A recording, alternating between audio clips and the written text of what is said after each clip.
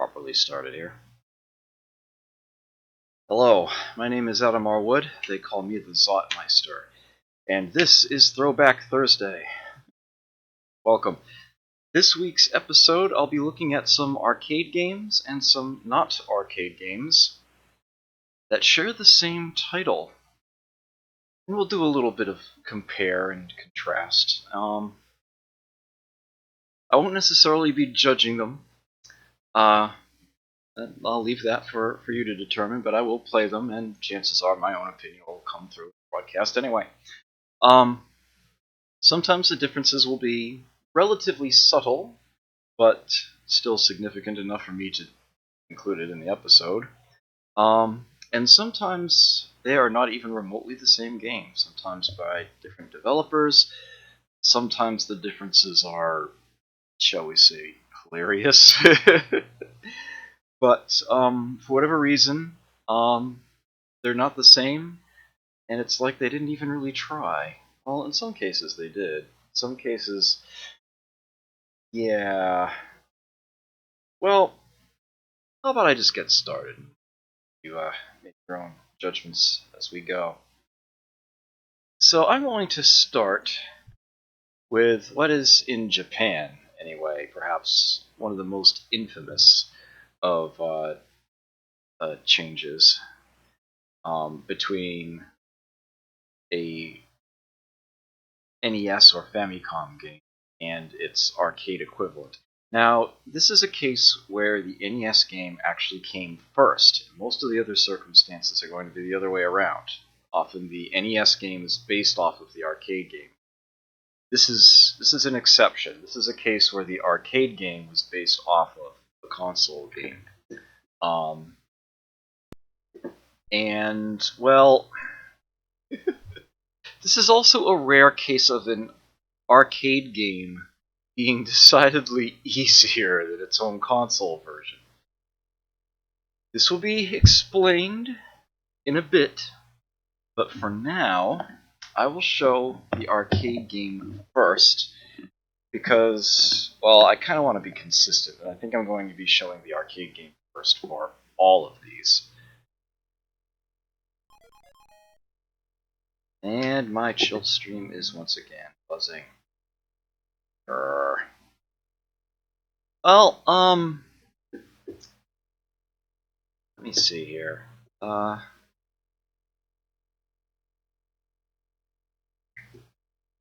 have the tendency to forget to adjust this, so let me get that back up. Okay. Hopefully I won't need to mess with that anymore. Oh look, a cave. And a guy wearing a mining helmet. Gee, I wonder what this game is all about.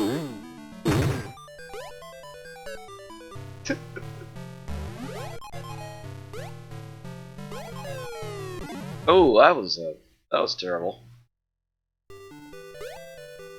So yeah. Yep. Uh-oh. You might want to remember that big long fall that I just took. Because, yeah. That will be part and parcel of the big, difference between this game and its original, console release. Thank you for the host, Sire, greatly appreciated. Oh. What's that doing there? Give me that. So, you definitely have a few peculiar,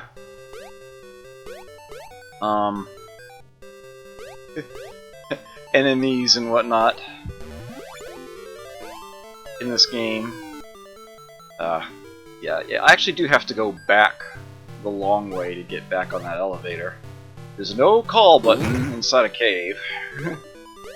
Yeah, you've got these little... They look like rocks with their beetles, and they breathe fire.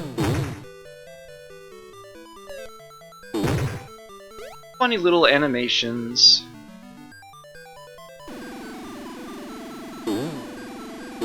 short-range gun. Yeah. Now, this part right here... Ugh. Getting past this guy is not trivial.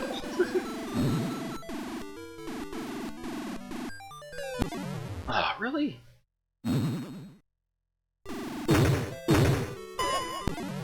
Oh, couldn't even stun him long enough. Weird. Is this Minecraft?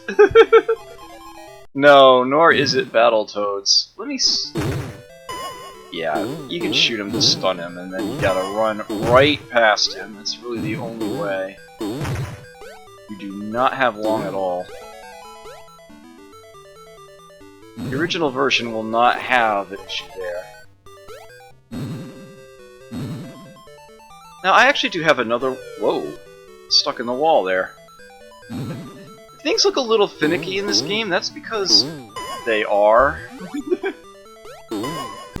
Oh, you don't have to play it for long to realize it does get a little wonky at times, but it's not unfair. I think it's, what is it, down in the attack button? Yeah. You can drop a bomb. It has a rather deceptive blast radius to it. You don't want to be anywhere near it when it goes off.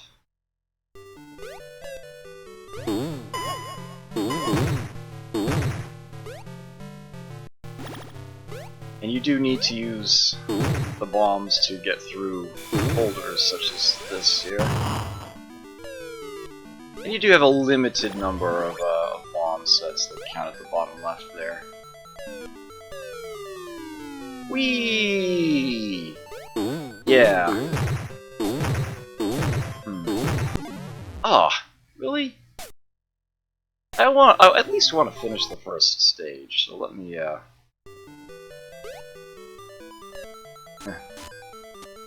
I could brave this, I suppose. It's actually not that hard. Careful positioning.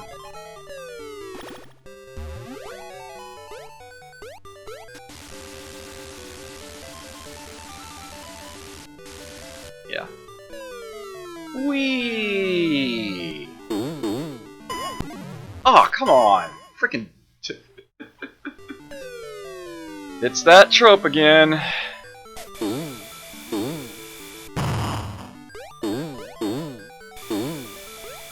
Oh, come on, really?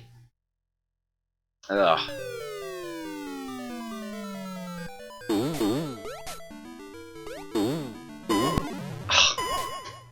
What on earth is going on here? Yeah, you'll almost never see me continue a game on screen, but, on stream, I mean, but yeah, under the circumstances, I do want to at least get to a certain point. There we go. Just have to pound the crap out of it. Yeah! No fall damage. About that. Spoiler alert.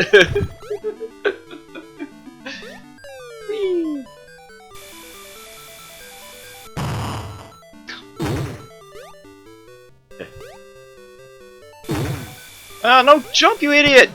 No, he's dead. Yeah, it's more than a little finicky. It's not a bad game at all. When you get used to it, it's actually pretty good, but yeah, there is definitely a lot of wonkiness you have to get used to.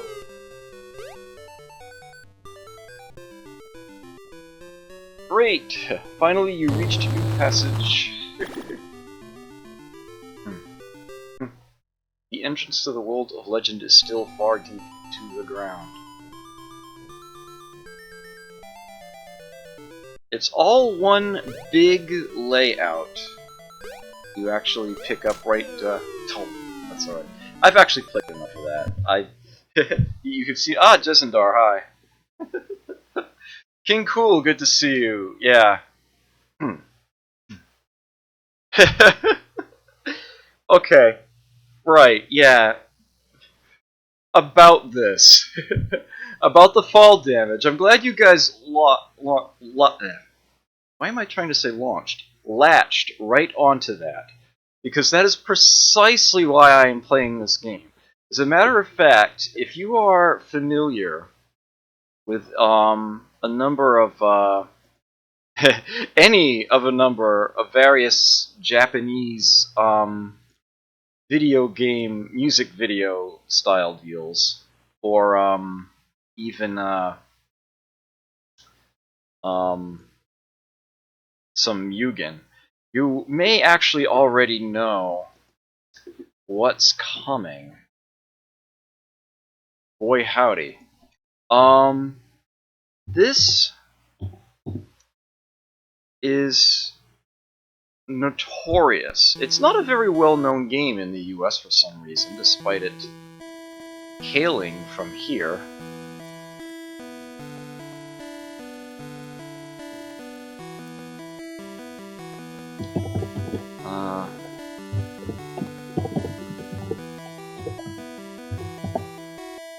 Here is it? I actually did do the port to the NES. But I'll leave it at Broderbund. Yeah, in fact, I'll set it to 84.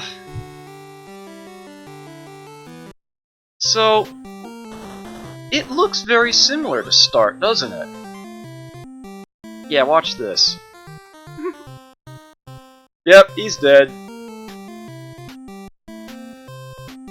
He can fall less than half his own... Yep, he's dead. He can fall less than half his own height before he's gone. Just your timing. Look, leaping off a rope can kill you. Broderbund were the publishers. I do believe that Spelunker was, yeah, Tim Martin, one person designed this game. The original home computer versions.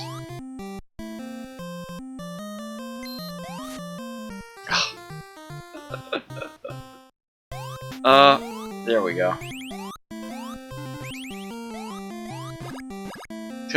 Bounce off of the small rocks. This game is actually an interesting challenge when you get used to it, but yeah, to say that it's unforgiving is an understatement. A massive understatement. That bomb just killed me. Like I said, deceptive range. It's that bad. Yeah, you just have to press the jump button and then left or right on the D-pad pretty much at the same time in order to leap off of a rope. Yeah. Hit his head. Well, yeah. You don't even see the full fall animation, by the way. To show you just how brutal this is.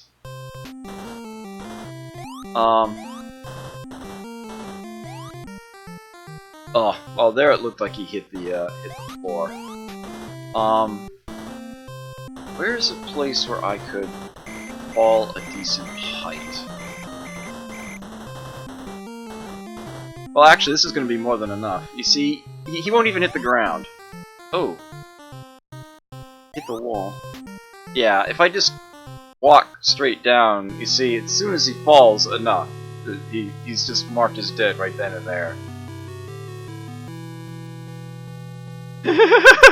That was too close to the bomb. You were practically in Delaware. Yeah, this game, I tell ya, it's notorious. I don't have any links prepared, but spend a little bit of time and you'll find them. I'm pretty sure you'll see, like, some of the various Natraps X videos, for example. The protagonist from Spelunker here is almost guaranteed to make an appearance at some point, and yeah. It really is just that unpleasant. Now, I can finish the first stage of this. Believe it or not. But, it had to be lower down on the ladder before I jumped. This game requires an insane precision that very few people have the patience for. And if you've been playing the arcade version at all, you're more than a little spoiled.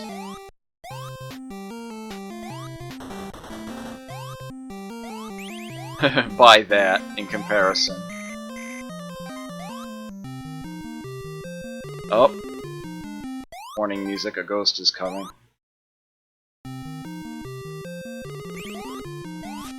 Ah, really?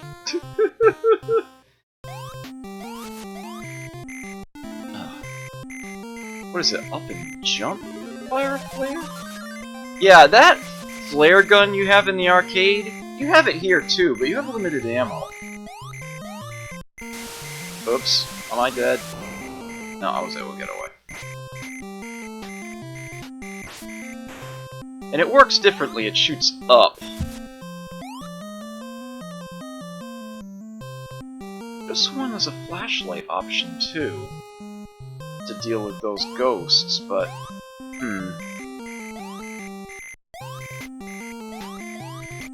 it's probably just as well that I'm not terribly,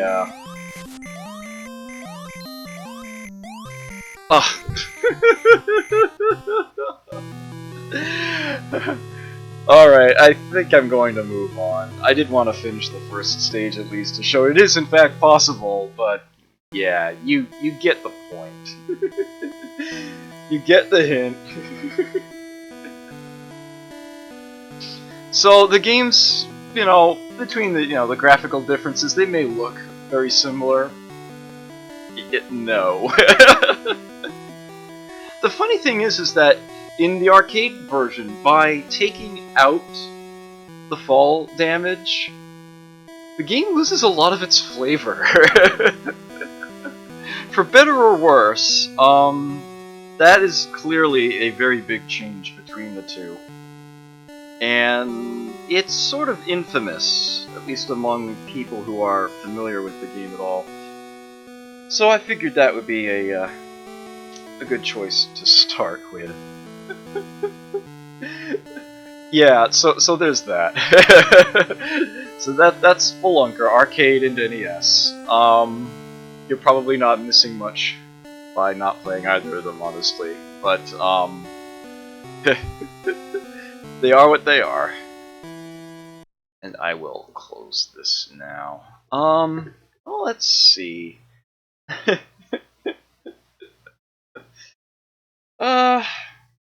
I don't want to go too heavy into the one side is worse than the other list. Whitey Snakey. Hello. Yes. It's definitely a sideways glance-worthy game, to be certain. I'll tell you what. I'll make the next game one where the NES version is generally considered to be far better than the arcade version. I'll mix it up. Of course, there's probably no need for me to actually play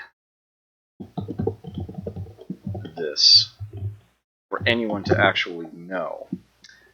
But I feel like I would be remiss if I did not include it during all this. Yes, the one, the only, the Contra, and some way, somehow, I actually managed to close up the arcade emulator, which I did not mean to do.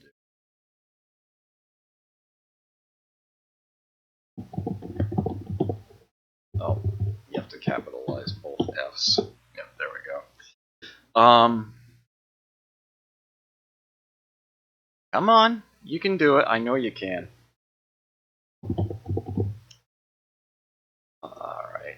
Oh, 87.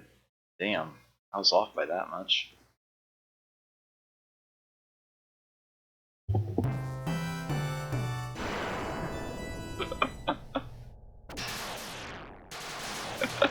Oh, right.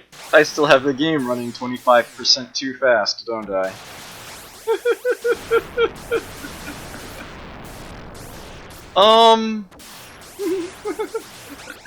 Yeah, I'll return to its standard speed tonight. I'm probably not going to play the full game. Actually, it was running at 50% too fast. I had that cranked up.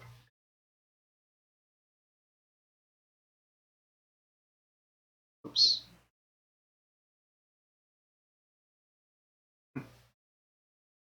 Yeah, I didn't have the windows layered right.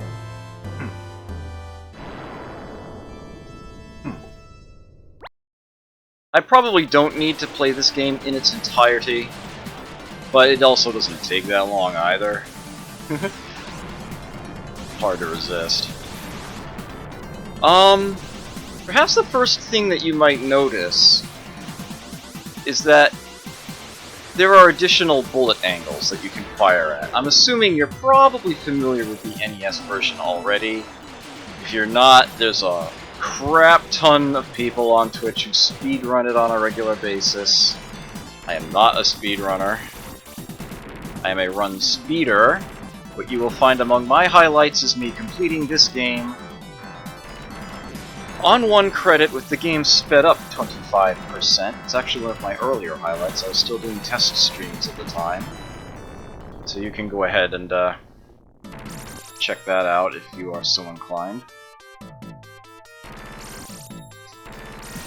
As a matter of fact, I'm not playing well at all. I've already died once, but I'm really just more at showing off how things look, feel. You can see the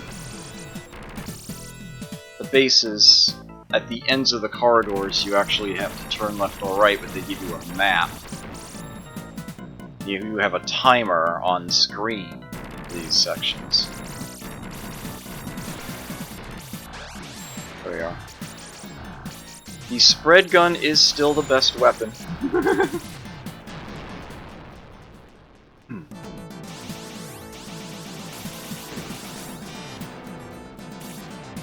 Yeah, those guns actually stagger their bullets slightly. They don't all fire at the same time, so there's a slight distance between them.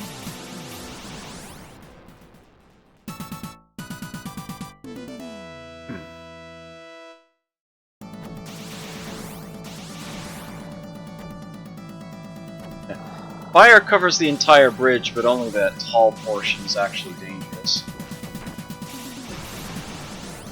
One subtle thing about the arcade version, I'm simply holding in the jump button right now. The NES version does not do this. The arcade version, you can just hold in the jump button and you'll jump repeatedly. I bet there are a lot of speedrunners who really, really wish you could do that. You may also notice that this portion here is different.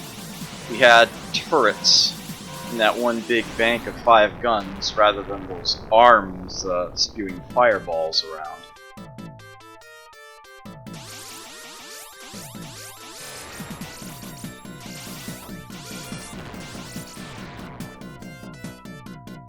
Once I get past this level, that's where you're going to see the most telling difference between the games.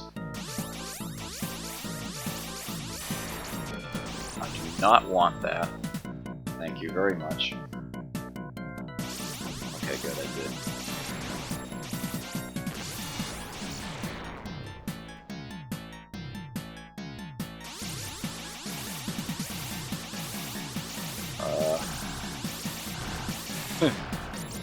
Bloody walls.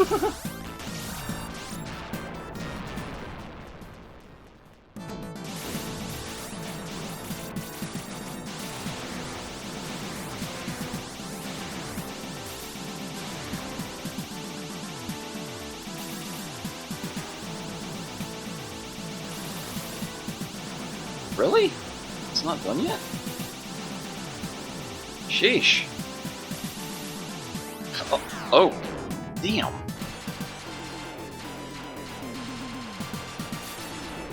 Finally.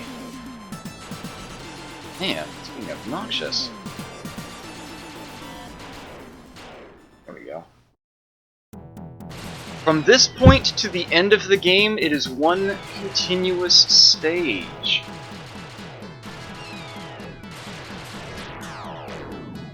My word, I'm doing terribly here.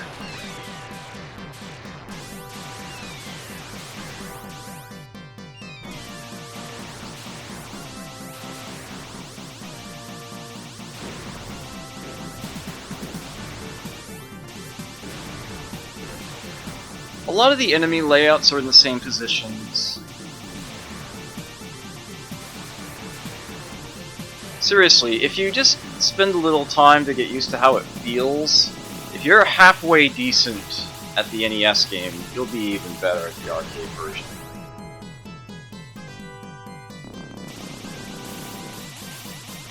The same does not hold for Super Contra. As compared to Super C. Super C is actually fairly easy. Super Contra is a pain in the arse. Yeah.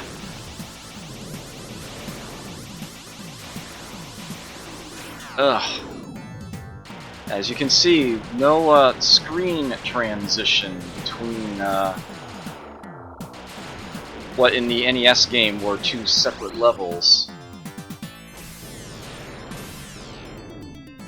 You may also notice that I've been fighting what are the bosses in the NES version at odd times. Yeah, you can see that I'm firing the laser at some very unique angles here. Now we're straight on into the hangar section. Yeah, that discus thrower guy we had to face more than once. Beginning and ending of the level, the satellite thing we faced at the beginning of the ice field.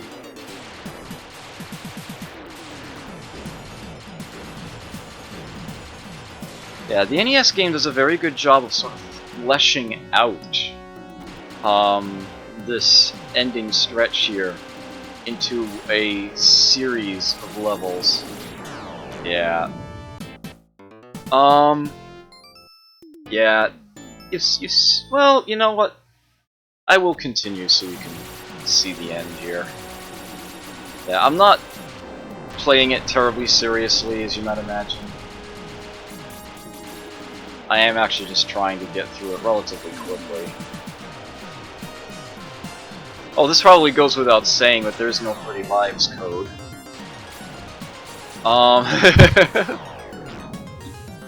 You want more lives, it's put in another coin. Notably though, oh my word. Few little graphical glitches there. That one remaining gray pixel may or may not go away. There it goes.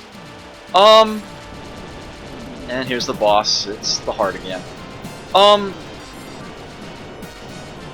The Xbox Live Arcade version of this on the 360 is, jeez. I'm really, doing poorly here. I can just tank it from here. 2 lives are enough to tank it. Yep.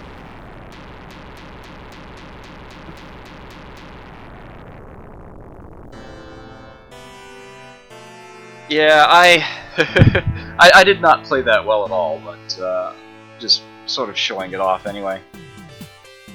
Yeah, and the credits actually show his staff portraits there.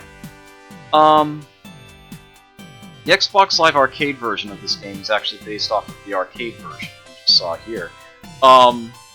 And they included the Konami code. Despite it being based off of the arcade version rather than the NES version, they hacked in the Konami code so that you can start with 30 lives there as well. But they don't let you earn any achievements if you do this. Yes, I can one credit this, and I have proof. I have done it live. As a matter of fact, that high score that you see there, I have the initials written in as ZZS. That ZS was to approximate a 25. I continued on this score, so I'm not even gonna, put anything on there. Yes. Not only did I finish this on one credit, the game was sped up 25%. The highlight is there. You can check it out for yourself. I swear I've done it. But that's not what I'm here to show you.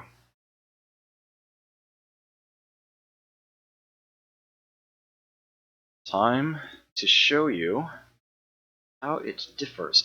Now, the NES version is decidedly longer.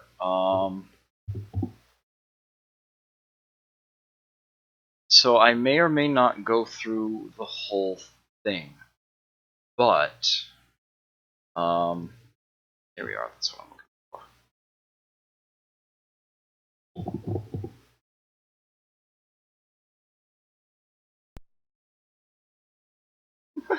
Yeah, they don't allow you to earn achievements with cheat codes active. The barbarians.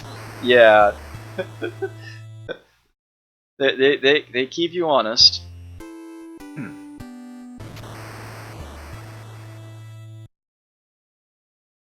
on, stop itching. Man.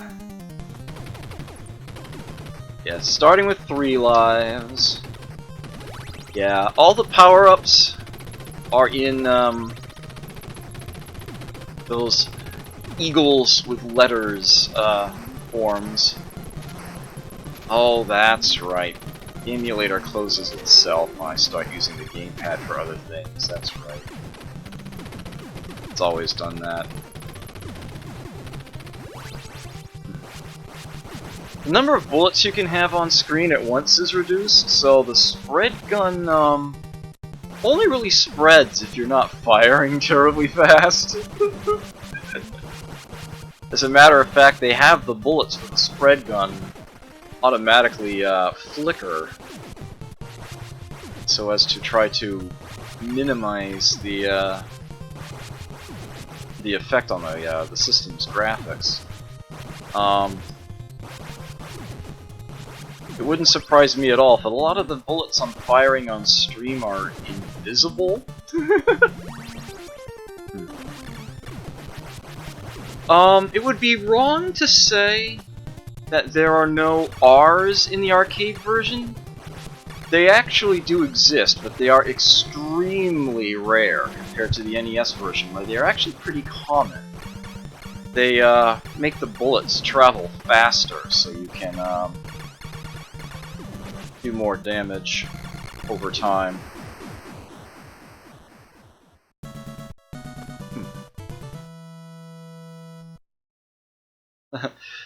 Thank you.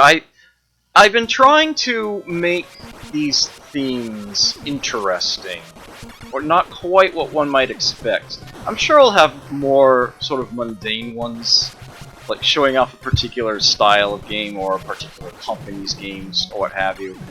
But in my interest, I do want to try to make my Thursdays particularly educational, sort of show off things that are maybe less well known. And it occurred to me that there's, as someone who doesn't limit himself to just, you know, one platform of gaming, so a lot of people on Twitch will do either, you know, arcade or console, usually not both. Actually, Simic Trick, I think, is just about the only other person I've encountered who does do both fairly regularly.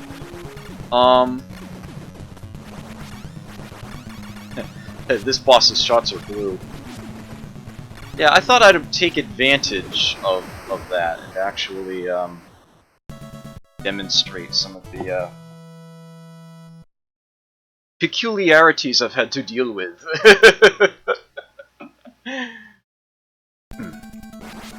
my quest to becoming a video game polymath. Yeah, I'm holding in the jump button right now. Yeah, no auto jump. The bane of speedrunners aplenty. You have to press the button every single time for a jump. Actually, a Zimic trick was... Oh, oops, that wasn't good. Zimic trick was actually streaming Contra earlier today, and he made a comment about the jump timing. It's that if you hit the jump button the moment you land on a platform, you'll jump again. If you hit it a sizable amount of time after you land, of course you'll jump again. But if you try to press the jump button as soon as you land on a platform, but are slightly late, it won't jump at all. Or at least that's his experience with it. I can't say I've had that problem. At least it doesn't feel like it to me. But, yeah, I'm used to playing the arcade game. Yeah, I'm used to just holding in the button for this, so, sucks to be him.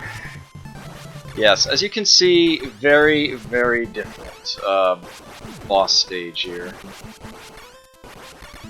Is it? Oh, ouch. Yeah, it's basically entirely different. I am getting demolished here, something fierce.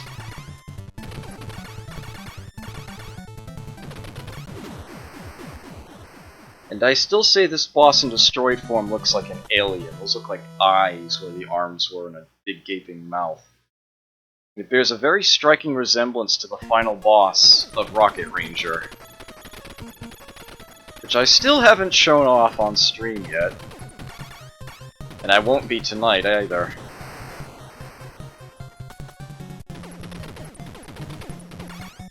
Yeah, I discovered that this emulator has a hardware acceleration option for the graphics, which for some strange reason is off by default. So I turned that on, and now I actually do get to see the game in 60 frames per second. Rather than 30. Yeah, when I was streaming Gunak a while back, and you guys couldn't see the numbers or letters on the weapons or bombs, the power-ups, I couldn't either. But now I can. Now I can. Yeah, I'm only streaming in 30 frames per second, but NES games, of course, run at 60. At least the NTSC ones do.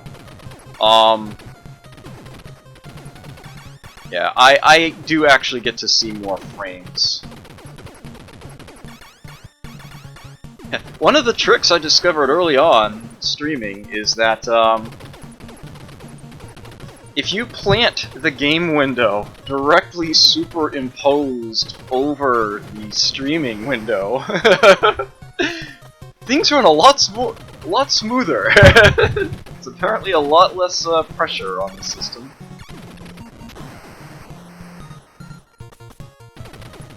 Rocket Ranger has no arcade release, need not.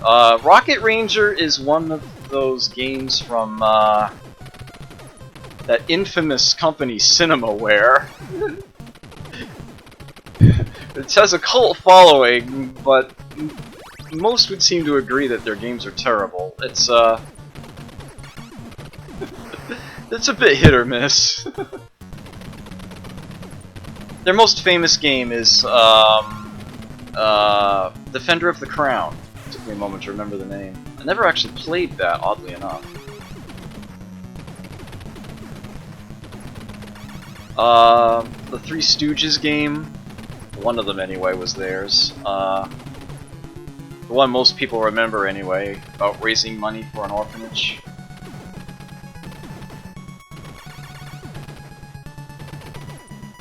Yeah, so far you can see that the NES version is actually pretty faithful to the arcade release. What with you know, the levels being the same. That last boss, of course, was very different. The bases, of course, are different. They are linear. You just march forward. Yeah, there's no maze aspect to it, but otherwise it's, you know, the same perspective, similar deal. Yeah, here's where they really do start to diverge. As the various sections of the last stretch in the arcade game get spread out into full-fledged levels unto their own.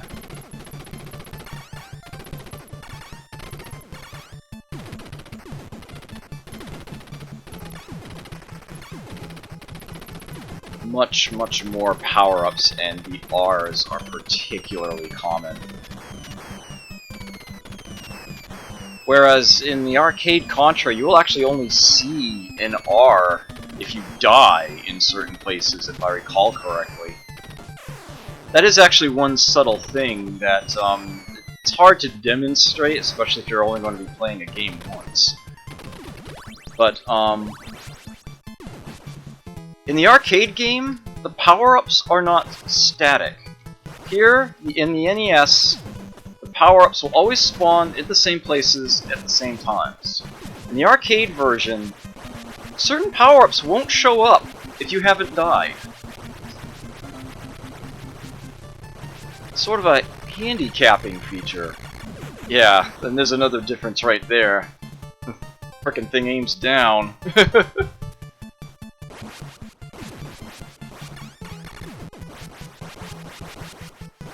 Yeah, they definitely rebalanced a few things. Slight gap between the two trucks here.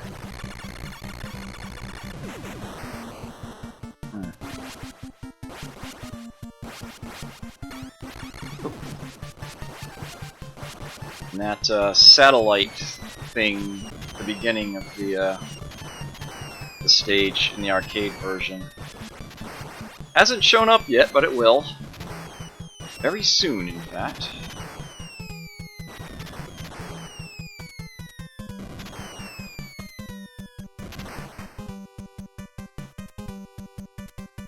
Right about now. Bloody hell, where you been? Oh, I can't believe I just did that to myself. Oh. There we go. Separated out into separate stages. Now we have the energy zone here, which they took the liberty of adding a few additional traps to. And by a few, I mean holy crap.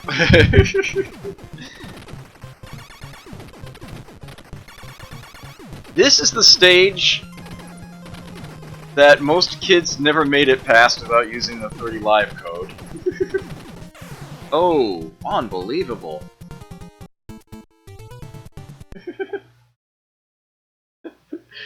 You did it!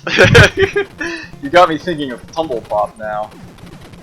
I probably should. You know what? You're probably all familiar with this anyway.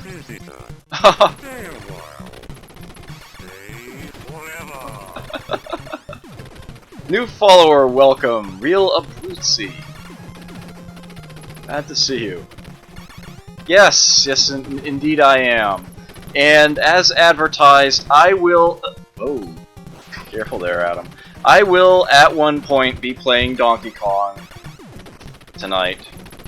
First time on stream that I've played it. Oops. I hope you enjoy it while it lasts, because... well, it won't last long, and I probably won't be playing it more than once. But yes, it will be happening. Yeah, lots of platforms to deal with here. There's an invulnerability down there, if I could time my shot right to open it. Ah, well. Well, now I'm invulnerable, which makes this so much easier to get by. I can just, haul it across here. I don't even need to shoot him, I can blow them up just by touching them. Alright. Only have to face this hoppy guy once.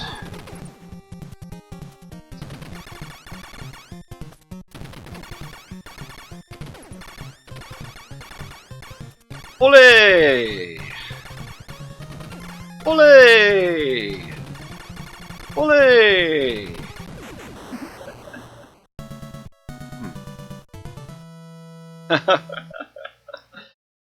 Ah, yes, the mythical kill screen. It's funny, every single time I've ever been interviewed for anything involving video games, I've always been asked about kill screens. I don't know why. And this was before the movie, by the way. Yeah, that's not the easiest thing to time in that direction. Yes, the hangar, for no good reason, throws in a bunch of spiked walls. Probably to make, maybe they had some sort of secret deal with Nintendo to get players to wear their controllers out faster? I don't know. Yeah, surprise! That one comes up nice and fast. Yeah, so they added in all sorts of little, really jerkish things. Dickish, if you will. I'll take the high road. Oh, I'm really wishing that I had very, very bad luck with the low road here last time I was playing, so I'll keep it high. Oh, I'll be lucky if I make 6 digits. I am not a good Donkey Kong player at all.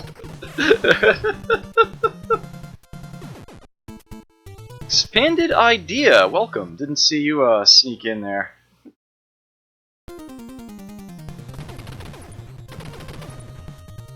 Lots of people coming by tonight. Very happy for that.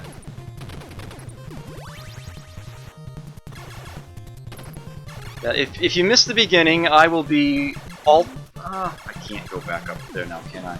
I will be alternating between arcade and console games tonight.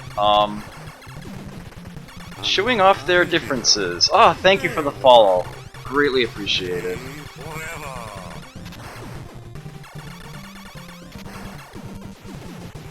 I'm getting pretty close to 50. I can 1cc this, but I'm sort of playing it only half seriously, rushing through it. I'm not even sure why I feel compelled to play it all the way through and finish it, but I do. Although if I have to start from the beginning of the stage again, I might end up calling it there. Just showing off the differences there. Uh-oh. I don't know if this is gonna last long enough. Okay, it did. Barely. Hey, back to the spread gun. Great. Yeah, I mean, even mediocre speedrunners at this game will finish it within 11 minutes, but I'm not a speedrunner. I make no attempts to even pretend that I am one. I suppose I'd be a fairly decent one if I actually tried. But, doesn't interest me. Yeah, this sort of non-boss here, added specifically for the NES game.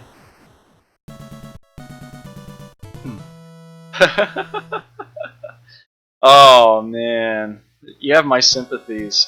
I am fortunate enough to actually have two Nintendo Entertainment Systems, both toaster style, and they both work. One of them's an original run, has the gold sticker on the back of it and everything. They both still function. One better than the other, but all the same. Yeah, it's nice to have one that doesn't have the lockout chip in particular.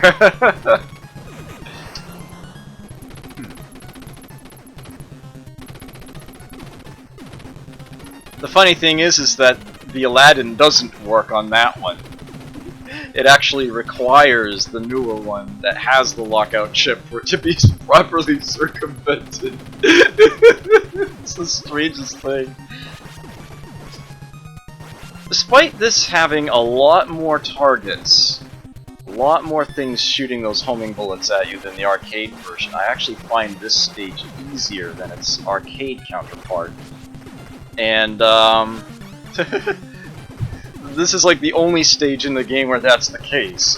Funny that, you know, it's the last stage in the game and it's like, okay, this is actually easier than the arcade game.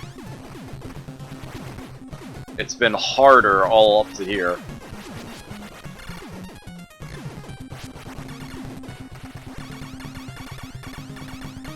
Yeah, and they give you a final boss without any of those homing shot shooters buried in the upper corner there. Oh well.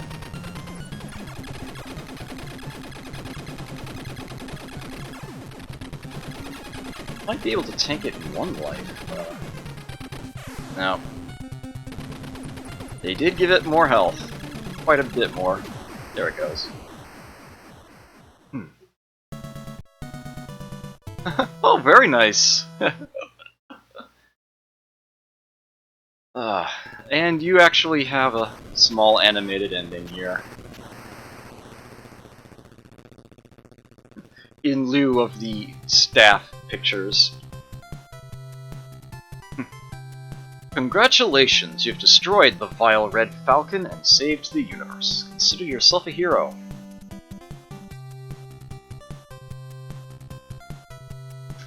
Yeah, I'm gonna speed this up. Oh, that's not the right button. There we are.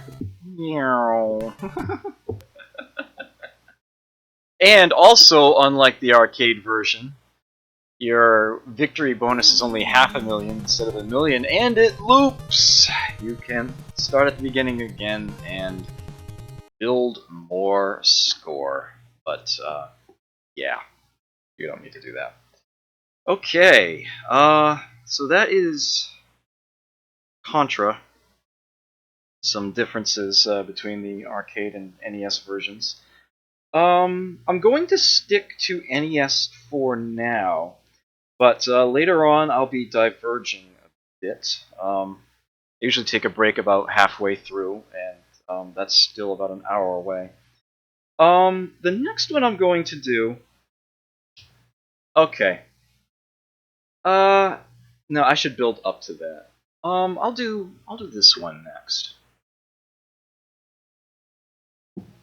So, Capcom is perhaps the patron saint of changing games for their home releases. There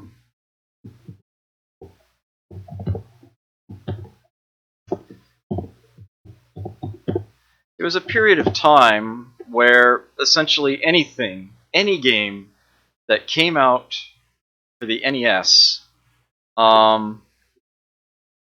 was turned into an action platformer, no matter what the arcade game was. And I actually do have Strider on my list here, although that was kind of an action platformer to begin with. I may or may not be playing that one. We'll see how things pan out. Bionic Commando is another one that I have written down here. But Section Z...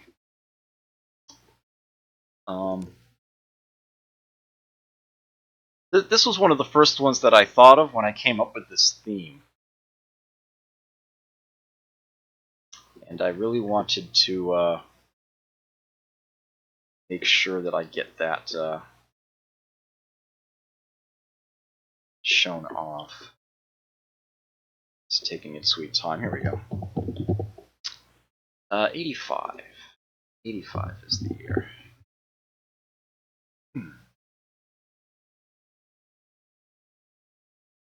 Oh, I can assure you that I am.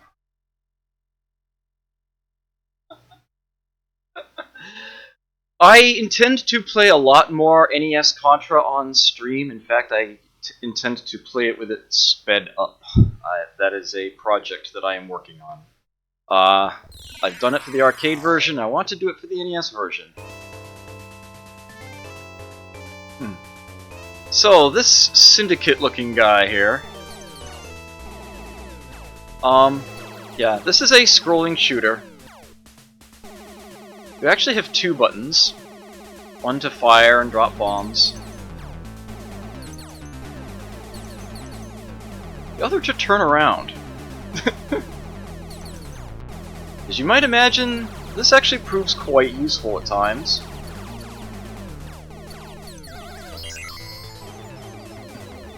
Got ourselves some power-ups. You've got a Moon Patrol style labeling of sections as you go. You've got the whole E-jots up there. The amount of points you get for this depends on how often you shoot the thing. Ah, damn. You don't actually earn the points for it until it scrolls off the screen, curiously enough. Maxes out at 10,000.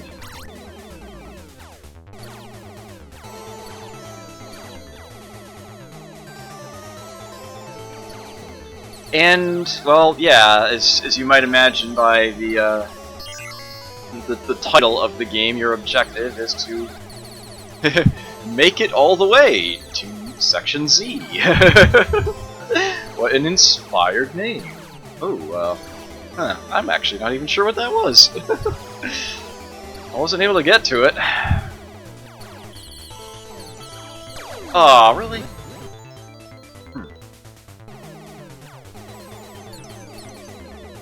Oh, son of a bitch, I am so sorry. My fault. How about I restart this game?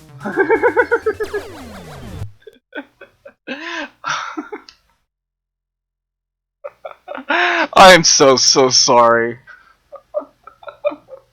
Well, I finally did it. I've seen so many other streamers do that. I've finally done it myself.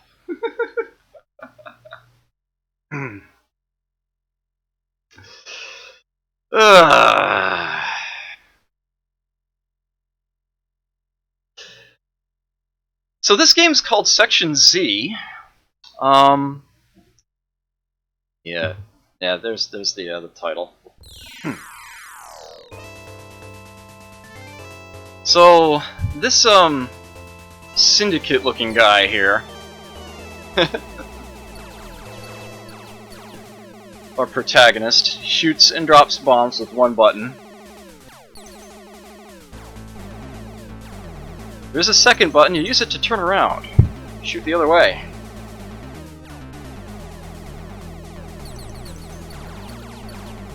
This is useful at times, although not right now. As you can see, we've got little letter labels as we go along. We have just passed through Section A. And as can be logically deduced from the title, there are 26 sections. You can see the E-jots meter up at the top of the screen, right out of Moon Patrol. Our objective, to make it to Section Z.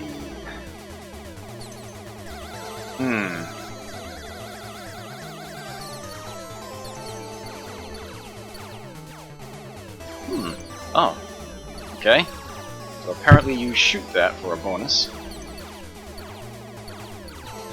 Yeah, the power-ups basically make you shoot multiple— Oh, crap! That killed me? Well, alright, so that's a thing.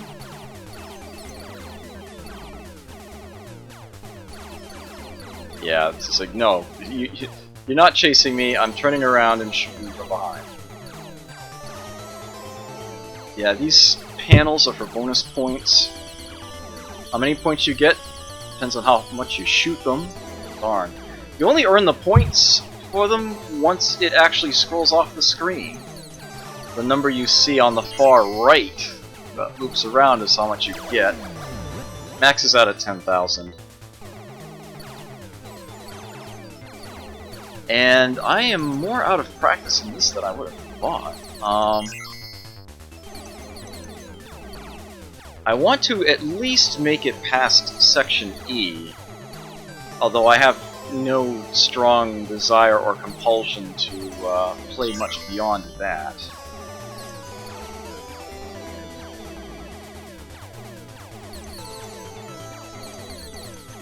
It's more a matter of being able to point out one of the big differences between this version and the NES version that I need to at least make it that far. Ow!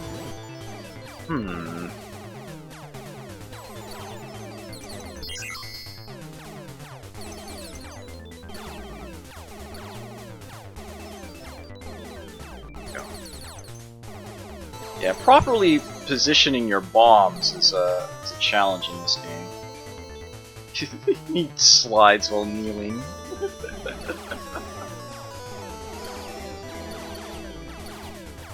And we have ourselves the boss. Good! Here is the Section E. Your bonus points is... Let's try the Section J.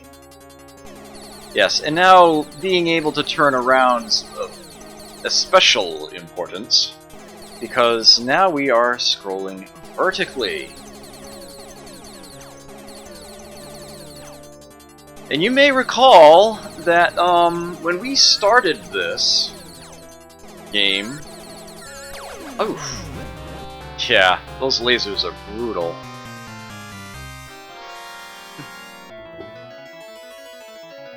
Use your full 10 characters for your name.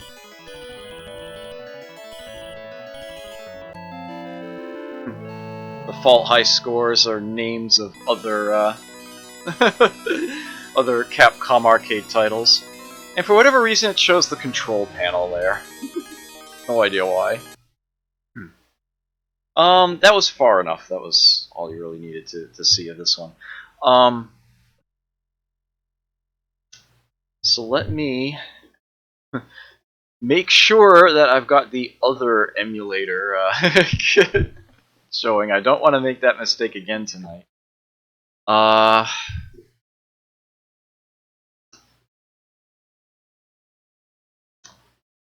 you may have noticed that we were scrolling up for that second portion, although at the beginning we were shown entering a tunnel at ground level. So, presumably there would have to be some building or mountain or something just to the right of where we were shown beginning the game. It's one of those little things. Okay.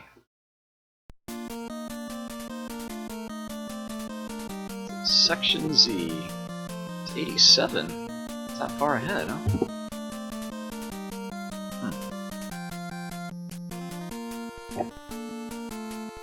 So they added in a little intro here.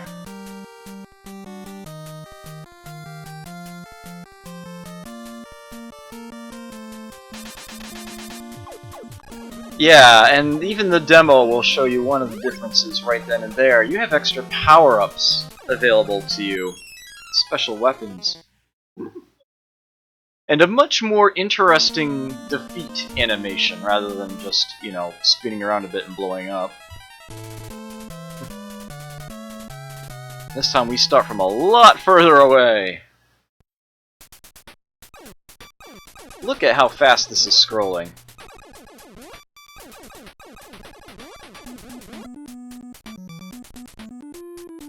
Alright. Yeah, I know, actually, the NES version actually looks really good. Although your guy doesn't crouch on the ground like he does in the arcade version. Again, you have two buttons. but they are not for shooting and turning around. You may also notice I don't have bombs. Ow. Oops, stuck in the wall there. Instead, one button fires left and the other button fires right. Very, Double Dragon 2, or Renegade. Pressing both buttons at the same time causes power-ups to become available. They appear in the center of the screen. You actually have to move over them if you want to grab them. I only have the one type available right now. They actually did a very good job of making it so that you didn't have to monkey around with other buttons. Just pressing left or right will cycle between different types if you've got more than one. Alright, so here's the big difference. You may have noticed up at top I have a section number instead of a letter. So the title doesn't actually really apply all that much anymore. And secondly, they made this game one big maze. If this game didn't come with a map of the maze, it would definitely be a, as they call on TV tropes, a guide dang it game. Pretty much all along. There are ways to send yourself so far back in the game if you take a wrong turn. It's ridiculous.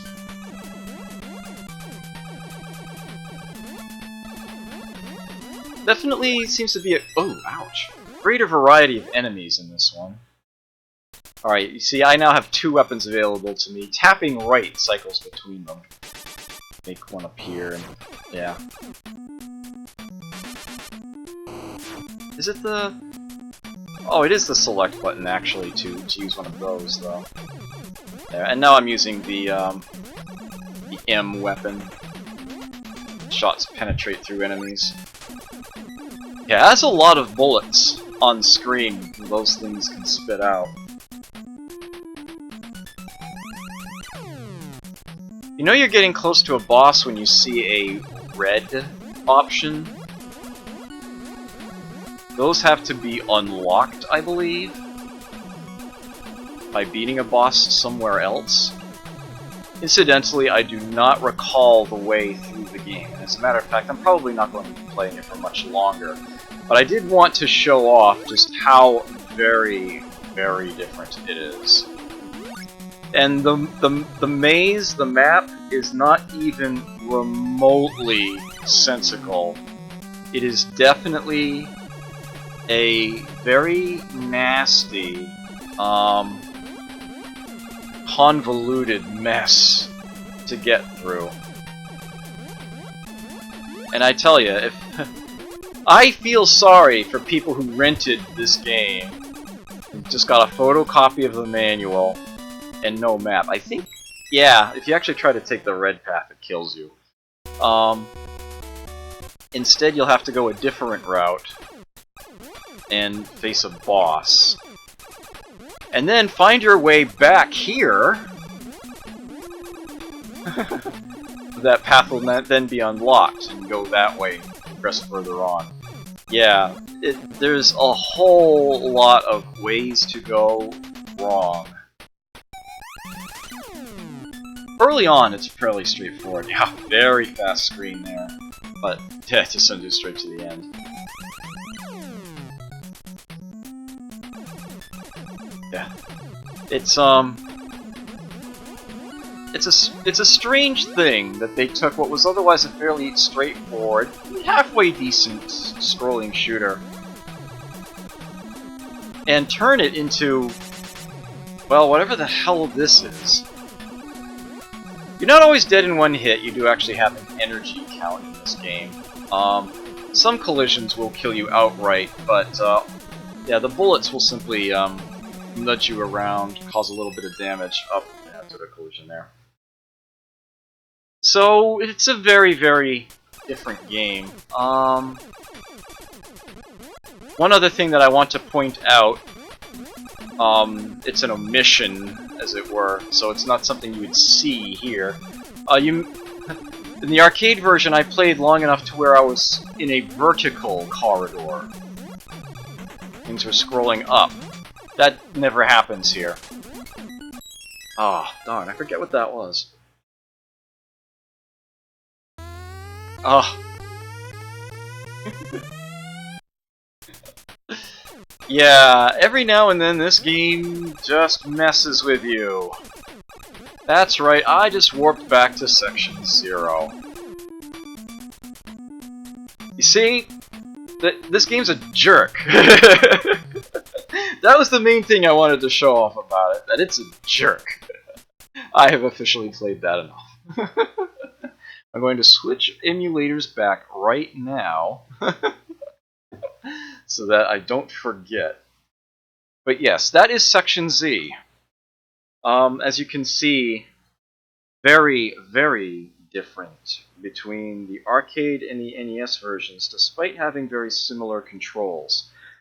You can see that things are starting to diverge here. They're getting worse and worse, as it were. Well, much more different, I should say. The differences are becoming decidedly more obvious. I think the one I most want to do next, the one I most want to show off. Yeah, I'm looking at my list here. I wish it were longer to give me some more options, but it's still plenty of NES options right now. Maybe a little too many. I wish I had more for other platforms. This one is another one that chances are, if you're familiar with these at all, you probably know. They're not even the same game genre. But I wanted to show it off just in case. And it's one that I can show off pretty quickly too. I hate that I have to reopen this every time. Bear with me for just a minute or two. I might be able to make things a lot easier on myself.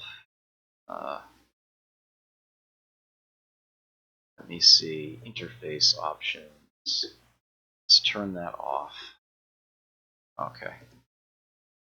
I am going to have to close and reopen the emulator to do this. Ugh. Noxious. Everyone having a good time so far? This fun, entertaining, educational? Word on the street is you're a jerk! Was Shatterhand an arcade game? Not to my knowledge.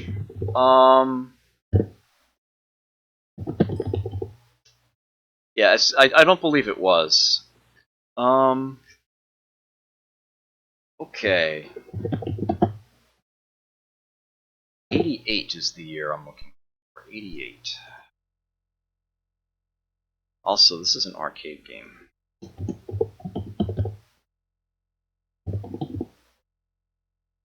Make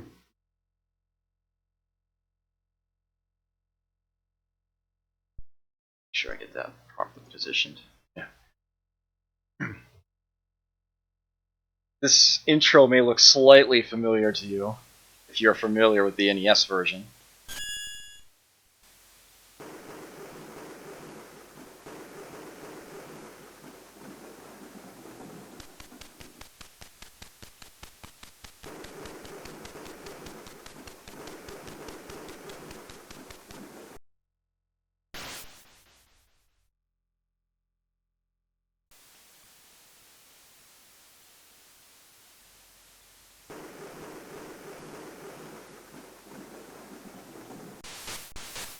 Ninja Gaiden.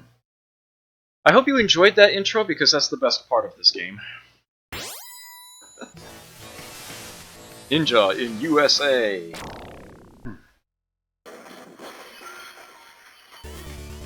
Right, so this... Oh, come on, really? Already? There we go. Come on, encoding, work with me. Unbelievable. Ugh. Am I dead? Yes, I am. So this is a brawler.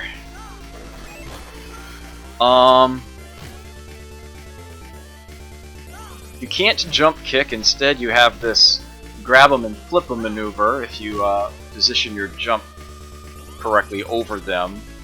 If you've played Double Dragon 3 on the NES, you might remember that as being your best friend in that game. But it was here first. You actually have 3 buttons. The third button is used for grabbing onto ledges such as this, railings, bars, allowing you to perform kicks with leverage. In the actual arcade controls, you'd find that the that button's on top of the joystick, which you may or may not find convenient. There are items to be picked up, all of them from breaking things, and you can't just walk up to things and break them like you can in most brawlers. You have to throw enemies into them. It's the only way to break stuff in this game. Or, for that matter, the enemies can throw you into them, come to think of it. Thank you, game, for reminding me. Dick. Poor popcorn cart, it never did anything to anybody. It just made the neighborhood kids happy. But now it's busted. That's okay, so is this game. I have no idea how I just did that. I kind of hope I don't do it again. And mercifully the game is over, and here you get to see its very controversial continue screen. Don't worry, there's no blood, it just fades to red. But, yeah, it is what it is. Winners don't use drugs. How true that is. Well, there you are. I have no interest of playing this again, or showing you anything further in it. No interest in playing it again. You've seen enough. You have seen quite enough. I wonder if I can time this right. Pretty good. Alright. So that'd be the arcade Ninja Gaiden. Now switching back over to the NES options here. Let me come on, work with me. There we go. Not sure of the year, but I'm certain there's a copyright date on the title screen to give it to me. Ah, there it is. That didn't take long at all. I think I would have remembered that.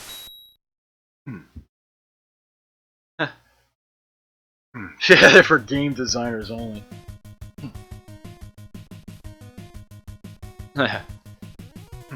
This game, of course, is famous for its production value, as it were.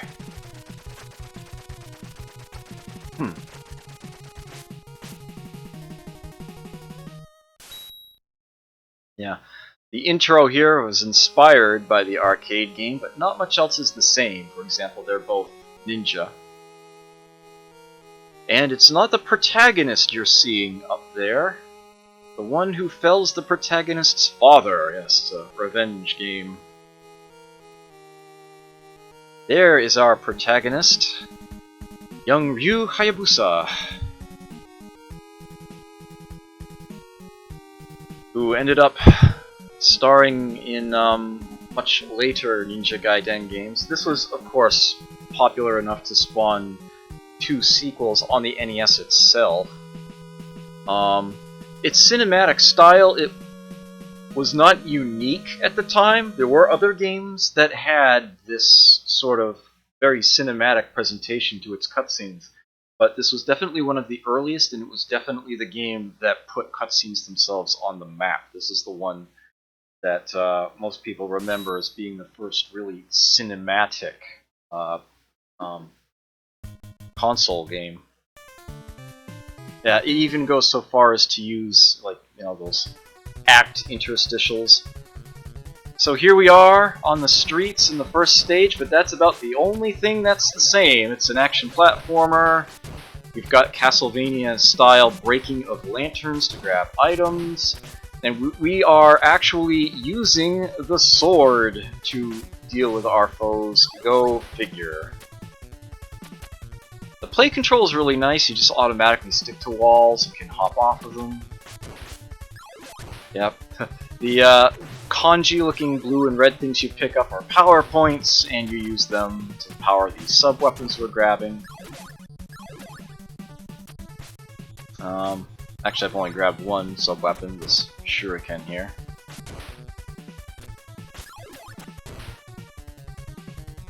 Very popular game. Very known for its difficulty. Very popular among speedrunners.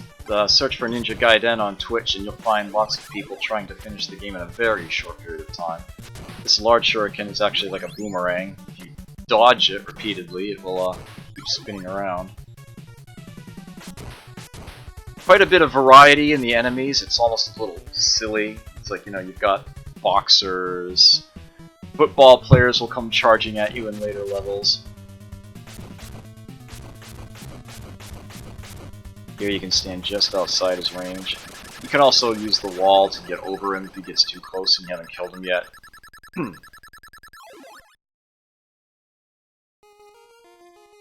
Yes, and he is one of the playable characters in the Dead or Alive series of fighters.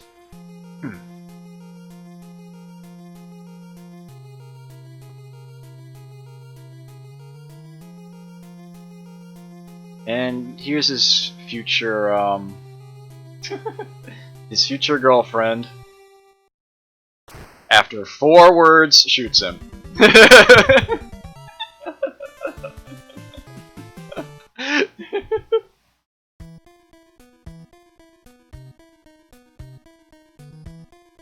Yeah, I'm not going to... I'll play a little bit more, but I'm, suffice it to say, the two games are not even remotely alike. They have very, very little in common. Dead or Alive, I can take or leave it. I felt that Dead or Alive 3 was really, really good. It seemed to start going off the rails after that point. And before that, I was not a fan at all. I felt it was really a poorly balanced game. One thing that I do like about the Dead or Alive series, and I wish that more fighting games really took advantage of, is that countering is a thing that all characters can do, and it is on pretty much a button dedicated to it. And there's a rock, paper, scissors relationship that, you know, counters beat strikes, throws beat counters, and strikes beat throws. That gives the battle a very straightforward tactical sense. That if you can get into your opponent's head, you can totally dominate them, and that's the way it should be in a fighting game. There might not be much of anything else I like about the fighting game, but especially its later incarnations, but generally speaking, that much of its design is really nice. Oh yeah, and I do like the way that the stages are, what's the term I'm looking for?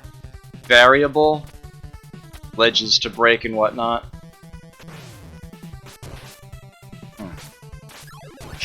Yeah, playing against the AI in certain fighting games is not fun. In a lot of them it's very fun, but that's not one of them. And for whatever reason, I didn't keep the jump and slash technique, which is sort of unfortunate.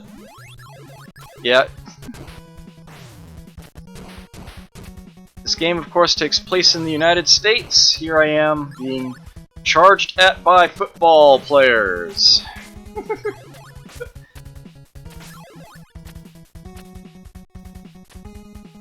Because apparently that's what Japan thinks the US is. And, well, a bit further south, I suppose it is.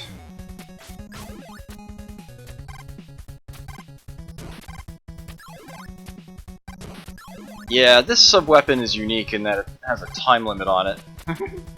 You're completely invulnerable to enemy attacks, but once it wears out, you're left without a weapon. Ugh. Yeah, this game is infamous for trying to knock you into pits, which of course kills you instantly.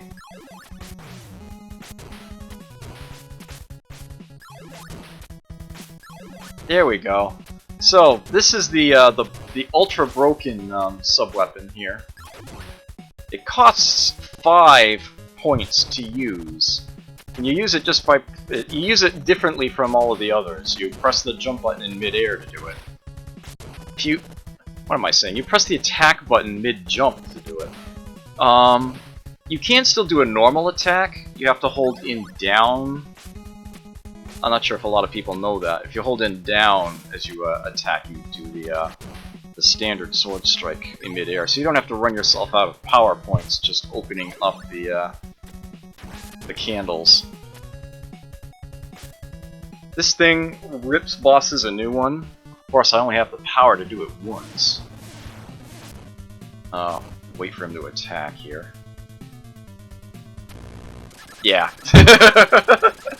Case in point. Yeah, it just demolishes them. The music is fantastic. I know there's a code for a sound test. I don't remember it. Good stuff.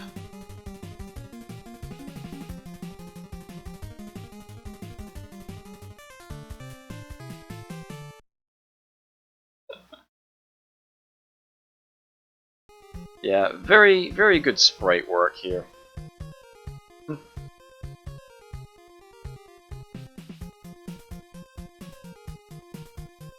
Alright, I'm going to stop this before you get totally lost in the plot, because I will not be playing that all night.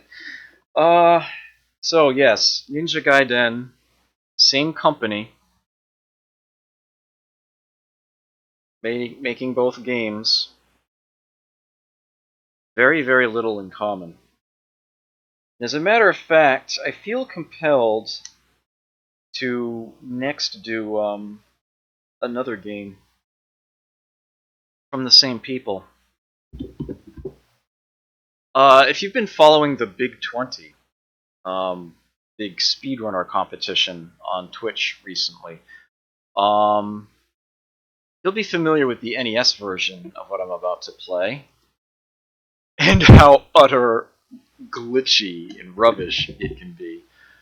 But I'm going to first play, because I've been doing the arcade version first all night. The arcade version of Rygar, which is a very, very solid, very well-designed game. And I will remember to switch over your view. The arcade emulator here. 4.5 billion years have passed since Earth's creation. Many dominators have ruled in all their glory, but time was their greatest enemy and it defeated their reign. Now, a new dominator's reign begins. So here we have the titular protagonist, Rygar. His weapon, the Disc Armor. Discarmor, it's all one word. Looks like a shield. Doesn't help in the slightest. He can attack left and right. He can duck and attack. He can jump and attack. And if you hold up when you attack, he does this fantastic arc. Very useful. Ooh, gimme that. So there are a number of sort of secret and/or sacred treasures the game has. one I just picked up, the crown, allows this. You can see that the disc armor actually has spikes on it now.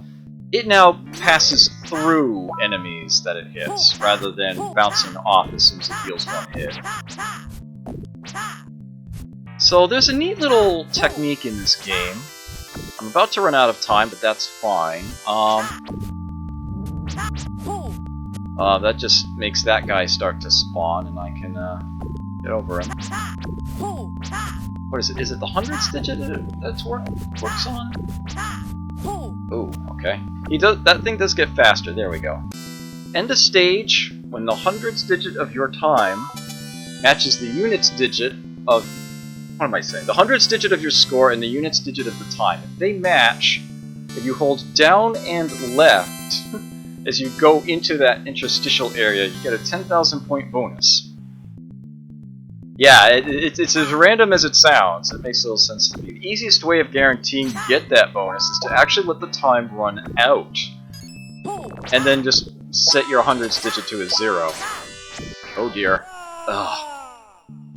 If you defeat those towers of enemies, without any of the upper 3 touching the ground, you get a 10,000 point bonus. There are all sorts of little secret bonuses in this game. I won't be making it that far into the game, but there is... Oh, here we go. I'm just gonna wait for them. If you get far enough into the game, there is actually a hidden 1,000,000 point item. Knowing where this is and getting it is, of course, absolutely essential to getting a high score. Tecmo does that a lot for their arcade games. If you watched my very first stream, or the highlight thereof, it's my very first highlight here on my channel, I play Silkworm, and I get the hidden 500,000 bonus in that game. Let's see. Yes, I got it. Yeah, having the attack that penetrates the enemies makes that a lot easier. Oops, didn't even mean to end the level, but that's okay. Yes, very Sukebandeka. Yeah, and you also get extra bonuses at the end for the enemies you've killed, time remaining, that sort of thing. The stars that you've been seeing me pick up are a bit more valuable than the other collectibles, but you only see... Ooh, that was stupid. That was really bad timing. You only see something out of them, of significance anyway, with every 7th star you collect.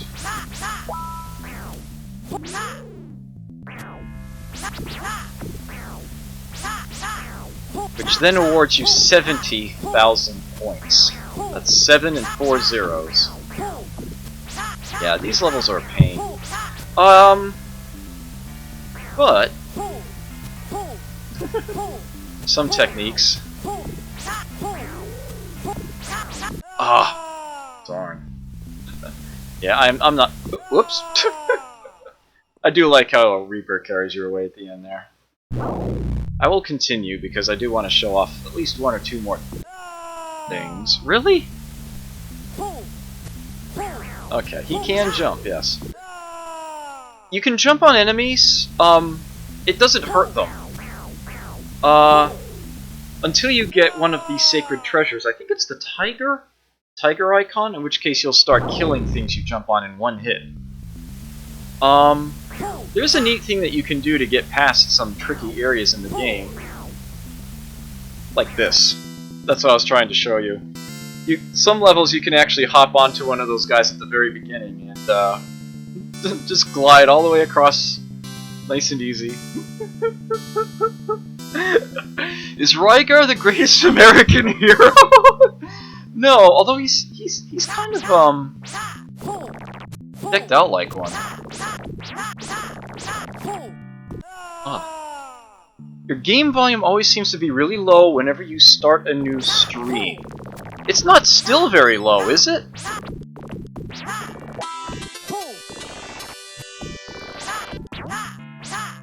It's not low volume right now, is it? You actually slightly stun some enemies when you jump on them.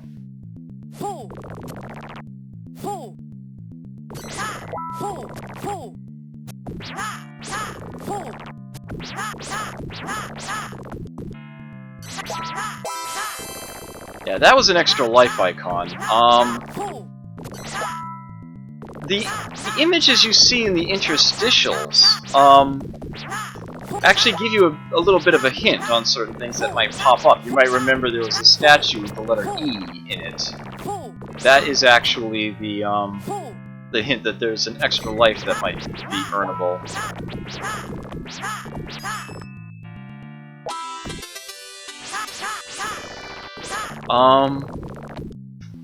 You're gonna see an enemy up ahead here. That's, pretty big. Yeah, giant type there. Oh, he got me, in fact.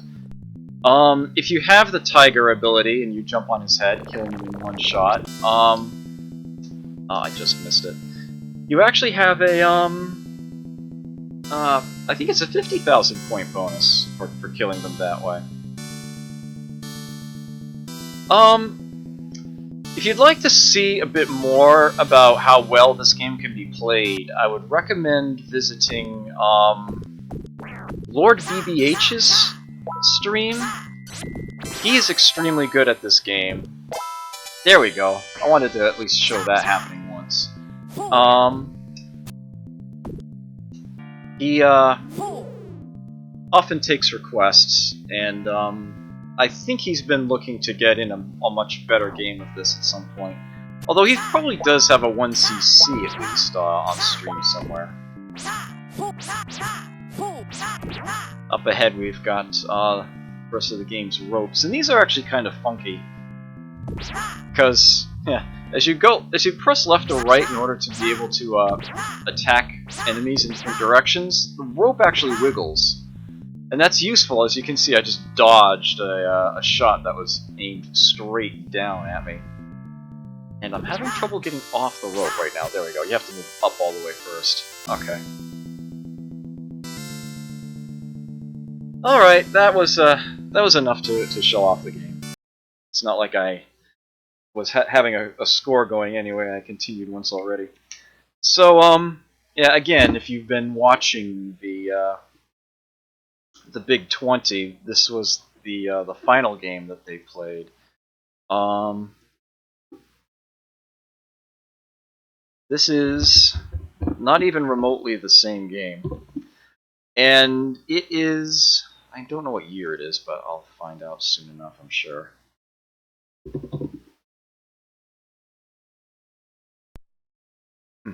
'87, right.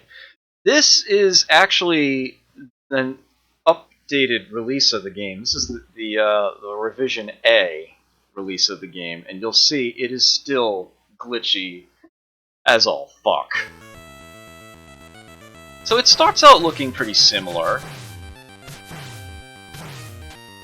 You know, you used to have a guy with a disc armor attacking enemies. You sort of get nudged back. And you actually have a health bar this time in the upper right. And if I pause the game, you can actually see, oh, there's a sub-screen! There's quite a bit more going on here. The very peculiar named character stats Tone and Last. Tone determines the damage that you deal, and Last determines how many hit points you have. Defeating certain enemies will get those to increase. And Mind is increased by those little star things that I picked up. You can hold up to 7 points, and you can use these 3 potential abilities. You get them. Power-up costs 3 mind, it makes your disc armor faster and have a longer reach, and it lasts until you die. Attack and Assail costs 5 points and lets your next 10 attacks be screen clearers. Mega Crashes deal a sizable amount of damage to everything on screen. Recover costs you all 7 and it fully heals you. So far it may look like Yeah, and you can still jump on enemies to stun them. This may look like it's really, really awesome. Yeah, there's your first hint, right there, that this game is going to be slightly less than fully awesome, or perhaps even decidedly less than fully awesome. It's still quite playable, it's still fun, but my word, is it wonky. Yeah, that's a health recovery item there too. Yeah, doors. That's something not in the arcade game. You can already tell things are going to be very different. This is definitely going to be a big, wide adventure game. Spencer359, welcome, glad to see you. Alright, so here's the game's first rope, and I just showed you how, unique and interesting the ropes are in the arcade version. Yeah, let me show you what the ropes do here. You may actually catch it just as you climb the rope. You see how he hops up? Tim Het! Welcome! Hope you enjoy your stay. Ouch, that was stupid of me. Yeah. Peach has got it! Welcome back! I'm sure I've seen you in here before. Ugh, so much lag. Go away! I just want to show off something here. Yeah, the ropes don't wiggle. And you see, when I get to the top of a rope, you see how he pops up real quick? Yeah, if you duck right away...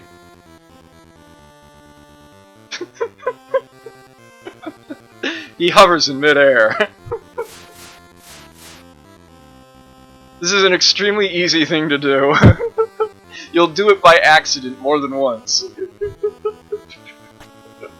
Just naturally playing through the game. So that's your second hint, that this is going to be a really screwy game. Actually, if you look at a tool-assisted speedrun of this game, you'll see that they can actually travel straight across gaps in the air just by ducking every other frame.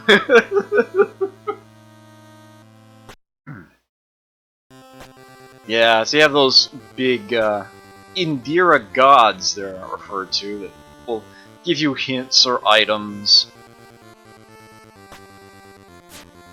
Lots of exploring to do.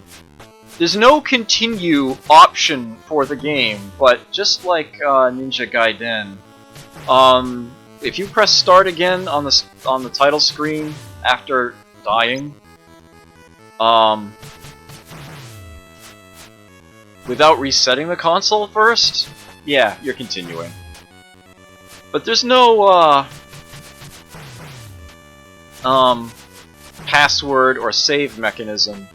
So yeah, you're gonna have to finish the game in one sitting, or leave the console running overnight if you want to finish it. And you don't know what you're doing. It's definitely a learning curve. I mean, even the speedrunners were doing well to finish it in under half an hour. There's a reason they made it the final game of the Big 20.